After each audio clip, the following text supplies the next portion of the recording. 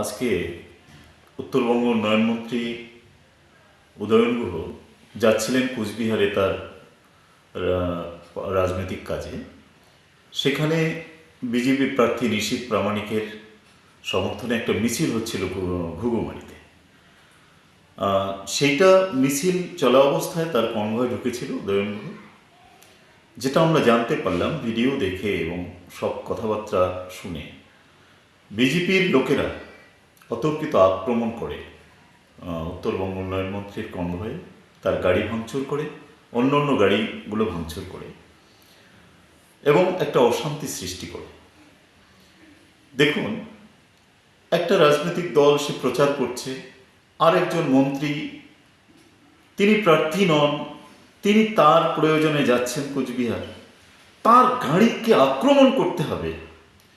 এই যে নিচু মানসিকতা, এটা আমি তীব্র ধিক্কার জানাই, নিন্দা জানাই। আর যাই হোক, নিশীথ প্রামাণিক তো রাজনীতির অঙ্গনে নতুন নয়, সে তো একটা স্বরাষ্ট্র দপ্তরের প্রতিমন্ত্রী ছিলেন, আজও আছেন। তাহলে তিনি কি করে তার উপস্থিতিতে এরকম ঘটনার মদত করতে পারেন? এটা নিচু মানসিকতা। এটা মনে হচ্ছে তিনি আতঙ্কে এরকম করছেন। হয়তো আজকে দিনহাটার যে মিছিল ছিল, সেই মিছিল যারা দেখেছেন তারা জানেন লোকারণ্য ছিল, প্রচুর মানুষ মিছিলে ঢুকতে পারেনি। হয়তো সেসব দেখে একটা প্রতিশোধ নেওয়ার মানসিকতার জন্যে হোক বা একটা ঈর্ষার কারণে হোক এইসব করতে যাচ্ছেন, কিন্তু এটা কাম্য নয়। রাজনীতি রাস্তা দিয়ে হাঁটবে, প্রচার যে কোনো দল করতে পারে, কিন্তু একটা প্রবীণ মানুষকে এরকম আক্রমণ করা, তার গাড়ি পাংচার করে দেওয়া, এটা ঘৃণ্য রাজনীতি।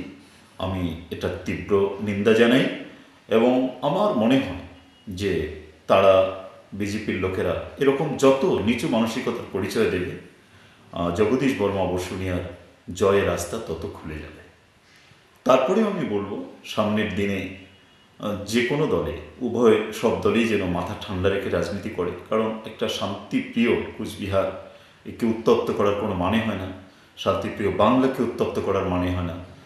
যে যার রাজনীতি করবেন মাথা ঠান্ডা রেখে করবেন, এরকম করার কোনো মানে হয় না। আজ যেন এই ঘটনার পুনরাবৃত্তি না ঘটে। তবে নিশীথ প্রামাণিককেও বলবো, তার কর্মীকে বলবেন যে পরিচয় আজকে দিলেন, দয়া করে এই পরিচয় দেবেন।